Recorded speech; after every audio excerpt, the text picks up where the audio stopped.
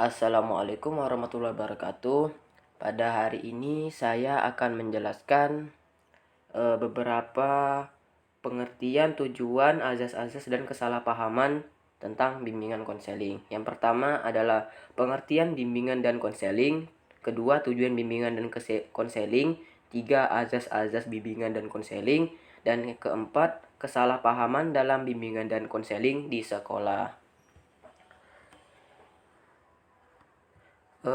Untuk yang pertama, pengertian bimbingan dan konseling itu yang bimbingan dan konseling disingkat BK adalah proses interaksi antara konselor dengan konseli baik secara langsung maupun tidak langsung dalam rangka untuk membantu konseli agar dapat mengembangkan potensi dirinya ataupun memecahkan permasalahan yang dialaminya.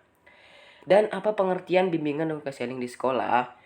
Bimbingan dan konseling adalah pengertian yang berhubungan dengan makna pemberian bantuan. Bimbingan dapat diberikan kepada mahasiswa atau kelompok mahasiswa yang mengalami kesulitan dalam pendidikan, memilih jurusan, maupun kesulitan pribadi, serta penyesuaian dari diri dengan masyarakat dan lingkungannya.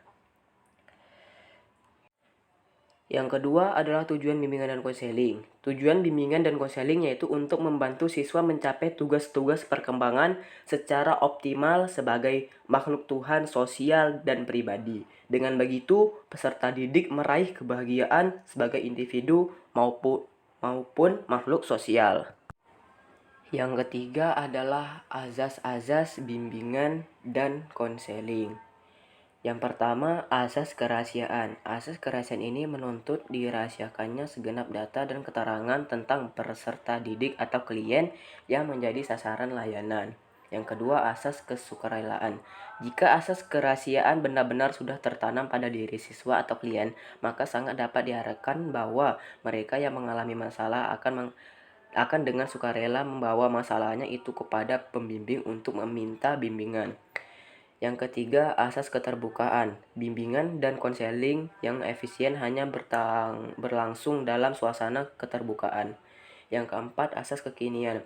Masalah individu yang ditanggulangi adalah masalah yang sedang dirasakan, bukan masalah yang sudah lampau dan bukan masalah yang akan dialami masa mendatang. Yang kelima, asas kemandirian. Dalam memberikan layanan, pembimbing hendaklah selalu menghidupkan kemandirian pada diri orang yang dibimbing. Yang keenam, asas kegiatan. Usaha layanan, bimbingan, dan konseling akan memberikan buah yang tidak berarti bila individu yang dibimbing tidak melakukan kegiatan dalam mencapai tujuan-tujuan bimbingan. Ketujuh, asas kedinamisan. Upaya layanan, bimbingan, dan konseling menghendaki terjadinya perubahan individu yang dibimbing, yaitu perubahan tingkah laku ke arah yang lebih baik. Yang kedelapan, asas keterpaduan. Layanan, bimbingan, dan konseling memadukan berbagai aspek individu yang dibimbing. Sebagaimana diketahui, individu yang dibimbing itu memiliki berbagai segi. Kalau keadaannya tidak saling serasi dan terpadu justru akan menimbulkan masalah. Asas kenormatifan. Usaha bimbingan dan konseling tidak boleh bertentangan dengan norma-norma yang berlaku, baik ditinjau dari norma agama, norma adat, norma hukum atau negara, norma ilmu, ataupun kebiasaan sehari-hari. Asas kehormatifan ini diterapkan terhadap isi maupun proses penyelenggaraan bimbingan dan konseling. Yang ke-10, asas keahlian. Usaha layanan bimbingan dan konseling secara teratur, sistematik, dan dengan mempergunakan teknik serta alat yang memadai. Untuk itu, para konselor perlu mendapatkan latihan secukupnya, sehingga dengan itu akan dapat dicapai keberhasilan usaha pemberi layanan. Yang ke-11, asas ahli tangan. Asas ini mengisyaratkan bahwa bila seorang petugas bimbingan dan konseling sudah mengerahkan segenap kemampuannya untuk membantu klien belum dapat terbantu sebagaimana yang diharapkan, maka petugas ini mengalih tangankan klien tersebut kepada petugas atau badan lain yang lebih ahli. Yang terakhir, yang ke-12, asas Tutwuri Handayani. Asas ini menunjukkan pada suasana umum yang hendaknya tercipta dalam rangka hubungan keseluruhan antara pembimbing dan yang dibimbing. Oke, yang terakhir adalah kesalahpahaman dalam bimbingan dan konseling di sekolah. Yang pertama adalah bimbingan dan konseling dipisahkan sama sekali dari pendidikan. Dianggap bukan guru, seperti yang sangat disinggung di atas bahwa bimbingan dan konseling dipisahkan dari dunia pendidikan. Sering orang menganggap bahwa guru BK bukanlah guru, hanya konselor di sekolah saja. Yang kedua, bimbingan dan konseling dianggap polisi sekolah. Hal ini menjadi menarik untuk ditelisik lebih jauh, karena kebanyakan siswa menganggap guru bimbingan dan konseling sebagai polisi yang tugasnya untuk menangkap penjahat.